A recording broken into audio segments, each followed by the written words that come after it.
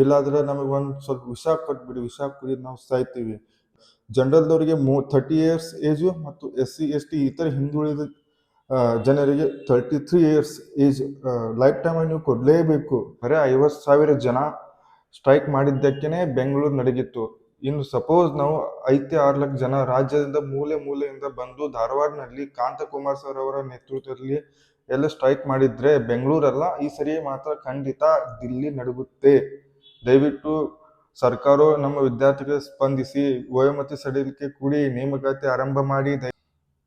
Hi friends, ನಮಸ್ತೆ ಎಲ್ಲರಿಗೂ. ಮತ್ತೊಮ್ಮೆ ನಿಮ್ಮ ಚಾನಲ್ಗೆ ಸ್ವಾಗತ. ಗೆಳೆಯರು, ಸರ್ಕಾರಕ್ಕೂ ನಾವು ಮಾತು ಕೇಳಕ್ಕೆ ಇಷ್ಟಪಡ್ತೀನಿ. ಅದೇನಂತ ಸರ್ಕಾರಕ್ಕೆ ಇನ್ನೂ ಎಷ್ಟು ಟೈಮ್ ಬೇಕು ನೇಮಕಾತಿ ಪ್ರಕ್ರಿಯೆ ಸ್ಟಾರ್ಟ್ ಮಾಡಕ್ಕೆ? ಅವ್ರು 402 ಎಕ್ಸಾಮ್ನಿಂದ ಹೇಳ್ತಾ ಇದ್ದಾರೆ ಅತಿ ಶೀಘ್ರದಲ್ಲಿ ಅಂತ. 402 ಎಕ್ಸಾಮ್ ಆಯಿತು, ಆಮೇಲೆ ಹೇಳಿದ್ರು ಅವರು ರಿಸಲ್ಟ್ ಬಂದ ಮೇಲೆ ನೆಕ್ಸ್ಟ್ ನೋಟಿಫಿಕೇಶನ್ ಮಾಡ್ತೀವಿ ಅಂತ ಹೇಳಿದ್ರು. ಆಮೇಲೆ ಒಳ ಮೀಸಲಾತಿ ಬಂತು. ಸೊ ಒಳ ಮೀಸಲಾತಿ ಬಂದಿದ್ದರಿಂದ ಅದೊಂದು ಒಳ್ಳೆಯ ಸಂಗತಿನೇ. ಅದಾದ್ಮೇಲೆ ಮತ್ತೆ ಇವಾಗ ರಿಲ್ಯಾಕ್ಸೇಷನ್ ಮಾಡ್ತಾ ಇದ್ದೀವಿ, ಮತ್ತೆ ಈ ಸಮೀಕ್ಷೆ ನಡೀತಾ ಇದೆ. ಇನ್ನು ನಮ್ಗೆ ಸ್ವಲ್ಪ ಕಾಲಾವಕಾಶ ಬೇಕಂತ ಹೇಳ್ತಾ ಇದ್ದಾರೆ ಅವರು. ಸೊ ನಾವು ಇದೇ ತರ ಅವ್ರ ಮಾತು ಕೇಳ್ಕೊಂಡು ನಾವು ಕುಂತ್ರೆ ನಮ್ಮ ನ್ಯಾಯ ನಮಗೆ ಸಿಗಲ್ಲ.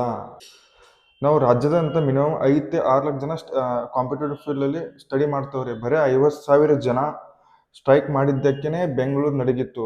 ಇನ್ನು ಸಪೋಸ್ ನಾವು 5-6 ಲಕ್ಷ ಜನ ರಾಜ್ಯದಿಂದ ಮೂಲೆ ಮೂಲೆಯಿಂದ ಬಂದು ಧಾರವಾಡನಲ್ಲಿ ಕಾಂತಕುಮಾರ್ ಸರ್ ಅವರ ನೇತೃತ್ವದಲ್ಲಿ ಎಲ್ಲ ಸ್ಟ್ರೈಕ್ ಮಾಡಿದ್ರೆ ಬೆಂಗಳೂರಲ್ಲ, ಈ ಸರಿ ಮಾತ್ರ ಖಂಡಿತ ದಿಲ್ಲಿ ನಡುಗುತ್ತೆ. ದಯವಿಟ್ಟು ಸರ್ಕಾರವು ನಮ್ಮ ವಿದ್ಯಾರ್ಥಿಗಳಿಗೆ ಸ್ಪಂದಿಸಿ ವಯೋಮಿತಿ ಸಡಿಲಿಕೆ ಕೂಡಿ ನೇಮಕಾತಿ ಆರಂಭ ಮಾಡಿ. ದಯವಿಟ್ಟು ಸರ್ಕಾರ ಇಲ್ಲಾದ್ರೆ ದೊಡ್ಡ ಮಟ್ಟದಲ್ಲಿ ನಾವು ಹೋರಾಟ ಹಮ್ಕೋತೀವಿ. ಅದರಲ್ಲಿ ಏನಾದರೂ ಆದರೆ ಸರ್ಕಾರನೇ ಹೊಣೆ. ಸರ್ಕಾರಕ್ಕೆ ನಾವೊಂದು ಹೇಳೋದಂದ್ರೆ 1 ಮಂತ್ ಅಲ್ಲಿ ನೀವು ನೇಮಕಾತಿ ಪ್ರಕ್ರಿಯೆ ಸ್ಟಾರ್ಟ್ ಮಾಡಿ. ಎಷ್ಟೋ ದಿನ ನಾವು ಧಾರವಾಡದಲ್ಲಿ ಕೂತು ಓದಿ ಸಾಕಾಗಿದೆ. ಇಲ್ಲಾಂದ್ರೆ ನಮಗೆ ಒಂದು ಸ್ವಲ್ಪ ವಿಷ ಕೊಟ್ಬಿಡಿ, ವಿಷ ಕುಡಿದು ನಾವು ಸಾಯ್ತೀವಿ.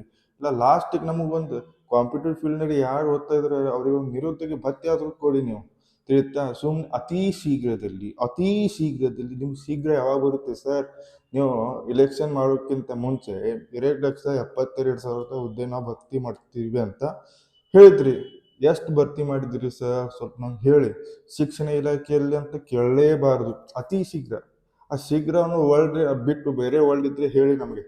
ಸಾಕಾಗಿದೆ ಶೀಘ್ರ. ನೀವು ಶೀಘ್ರ ಹೇಳ್ತೀರಿ, ಎಲ್ಲ ಹುಡುಗರೆಲ್ಲರೂ ಸ್ಟಡಿ ಮಾಡಕ್ಕೆ ಸ್ಟಾರ್ಟ್ ಮಾಡ್ತಾರೆ, ಟೆಸ್ಟ್ ಸೀರೀಸ್ ತಗೋಳಕ್ಕೆ ಸ್ಟಾರ್ಟ್ ಮಾಡ್ತಾರೆ. ಆಮೇಲೆ ಶೀಘ್ರ ಎಲ್ಲ ಹೋಗಿಬಿಡುತ್ತೆ. ಅಲ್ಲಿ ಮಾಡಿದ್ದು ಅಲ್ಲಿ ಅವ್ರು ಟೈಮ್ ಕೊಟ್ಟಿದ್ದು ಮತ್ತು ಟೆಸ್ಟ್ ಸೀರೀಸ್ ತೊಗೊಂಡಿದ್ದು ಅದಕ್ಕೇನು ವ್ಯಾಲ್ಯೂನೇ ಇಲ್ವಾ? ಸಪೋಸ್ ನೀವು ಮಾಡ್ತಿದ್ರೆ ಹೇಳಿ ಮಾಡ್ತೀವಿ ಅಂತ, ಇಲ್ಲಾಂದ್ರೆ ನಮ್ಗೆ ಆಗಲ್ಲಪ್ಪ 1-2 ಇಯರ್ಸ್ ಆಗಲ್ಲ ಅಂತ ಹೇಳಿ. ನಾವು ನಮ್ಮ ಹಕ್ಕನ್ನು ಯಾವ ರೀತಿ ಪಡಿಬೇಕು ನಮಗೆ ಗೊತ್ತು.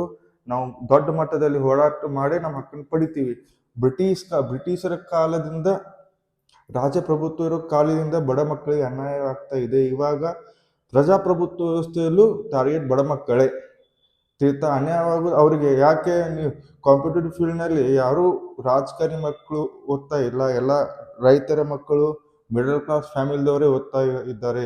ಅನ್ಯಾಯ ಅವರಿಗೆ ಆಗೋದು. ರಾಜಕಾರಣಿಗಳು ಯಾವುದೇ ಎಲೆಕ್ಷನ್ ನಡೆಸಿದ್ರೆ ಎಷ್ಟು ಜಲ್ದಿ ನಡೆಸ್ತಾರೆ ಅವರು. ಅದರ ರಿಸಲ್ಟ್ ಕೂಡ ಎಷ್ಟು ಫಾಸ್ಟ್ ಆಗಿ ಬರುತ್ತದೆ.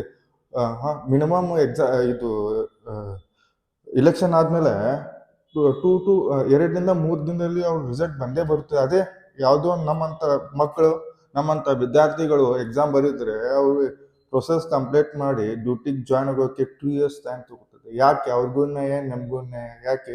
ನಾವು ಭಾರತದ ಪ್ರಜೆಗಳಲ್ವಾ? ನಾವೇನು ಕೇಳ್ತಾ ಇದೀವಿ ಸರ್? ಒಂದು ಹುದ್ದೆ ಕೇಳ್ತಾ ಇದೀವಿ, ನೇಮಕಾತಿ ಪ್ರಾರಂಭಿಸಿ.